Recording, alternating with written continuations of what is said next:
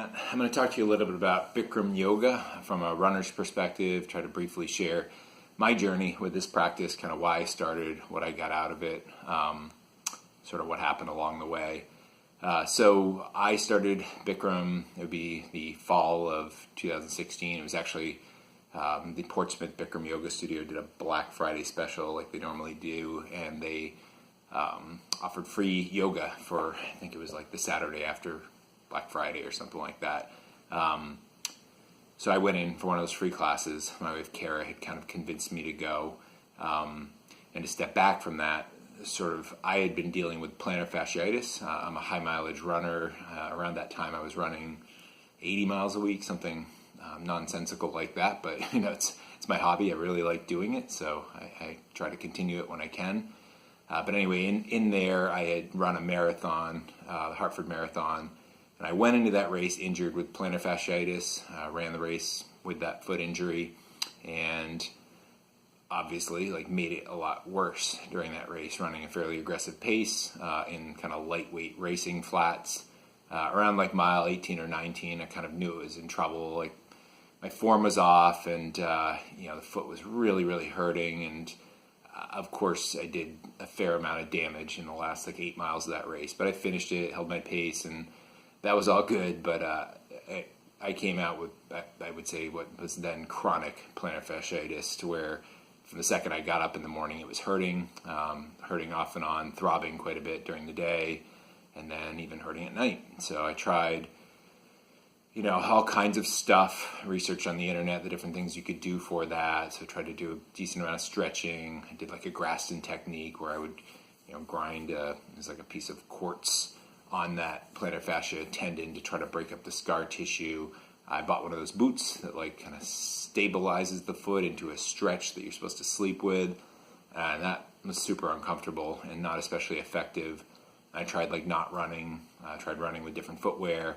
Nothing was really working, so my wife Kara had started practicing Bikram a little bit and recommended that I come in there and try to get into a program where you're stretching for 90 minutes, and certainly within the 90 minutes, there are a decent amount of stretches on the plantar fascia tendon and certainly other areas that are connected to that. So I tried it, and again, to kind of step back for people who might not know what Bikram is, it's a 90-minute program. It's in a hot room, generally 105 degrees.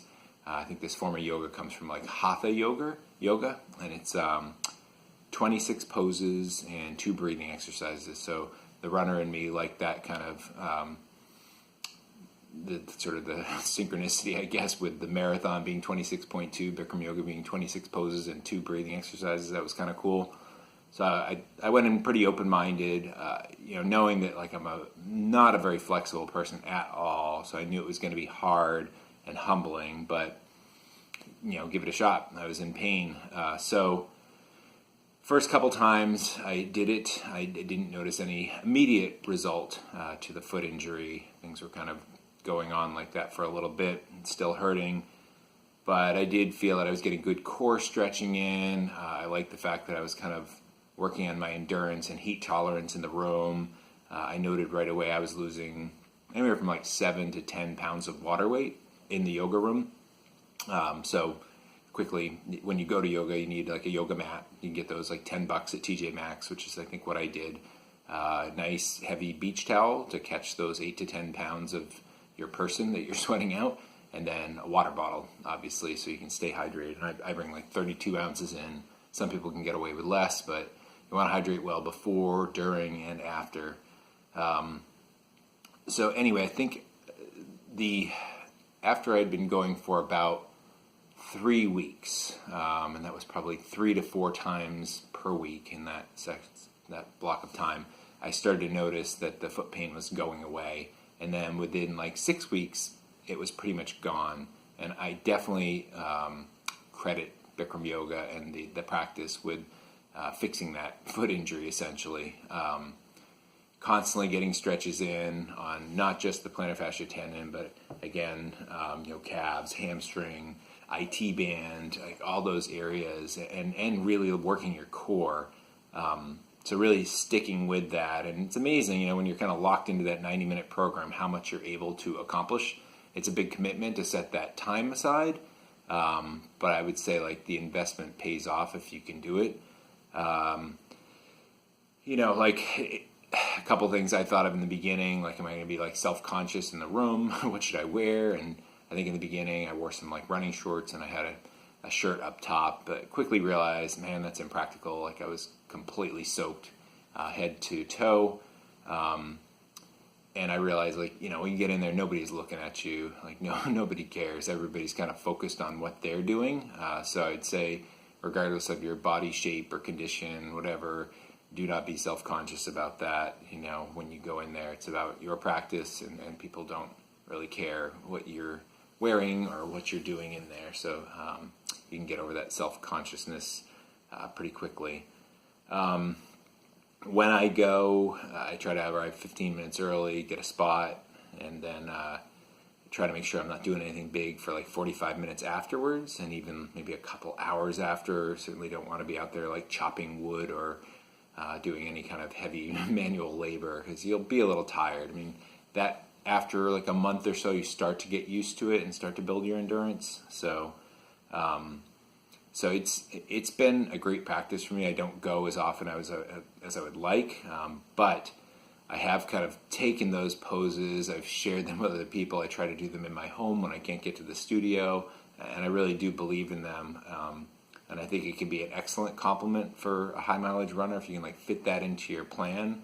I do find that if I go and practice yoga, do a 90-minute routine, I can't do much of a run. I can do a few miles before, maybe a few miles like several hours after, but I can't get a quality workout in, which is fine. The Bikram yoga, the 90 minutes is your workout for those days, and maybe again a couple miles an hour before you go or something would be fine, but definitely I haven't figured out how to do kind of what I would consider to be a double day where I can do a running workout and a Bikram yoga workout. It doesn't really happen. But again, I think it's a great complement for any endurance athlete, and I think you can really improve your heat tolerance, and definitely you work on your mental toughness a bit in there, sort of staying focused and staying in the pocket. Since I've been practicing, I've actually run, I guess, 2 marathons since I started, and a bunch of other half marathons and various distances. And I do occasionally, I'll get deep in a race and I'll sort of think about the yoga room and go through, imagine that I'm in the 23rd pose when I'm in that 23rd mile of the race, and I can draw some strength and comfort from that. If you can battle through things in the yoga room, you can battle through things on the race course. And then not to get corny, but even broadly in life, if you want good results doing anything, it requires a commitment. It requires sticking to things, doing them regularly, and gradually making them become habits over time. That obviously works with good stuff and with bad stuff. So I think Bikram yoga is one of those things you can turn into a good habit and gradually transform other parts of your life in positive ways. So I'd encourage people to take a shot at it. If you're in kind of the Seacoast area, the Bikram Yoga Portsmouth studio is incredible. Sarah and Jalen Curry started the yoga studio many, many years ago, and they're still involved every single day down there teaching classes. They're both excellent, and they've got a great team of instructors down there, with Andy kind of managing a lot of the day-to-day stuff and teaching tons of classes. She's fantastic, and I've never had a bad class where I felt like the instructor didn't do a good job. They've all been very good, and the studio's clean, the facility's nice, and just the community of people that goes there, very open, welcoming, loving. So I think they're all, when somebody new comes into the studio, everybody's pulling for that person to kind of stick with it and get what they need to get out of it, what they want to get out of it. I don't know what the retention rate is overall, but I know that people, when they stick with it, good things happen for sure. I think being something where you can use it to help lose weight, I think it can be useful for that.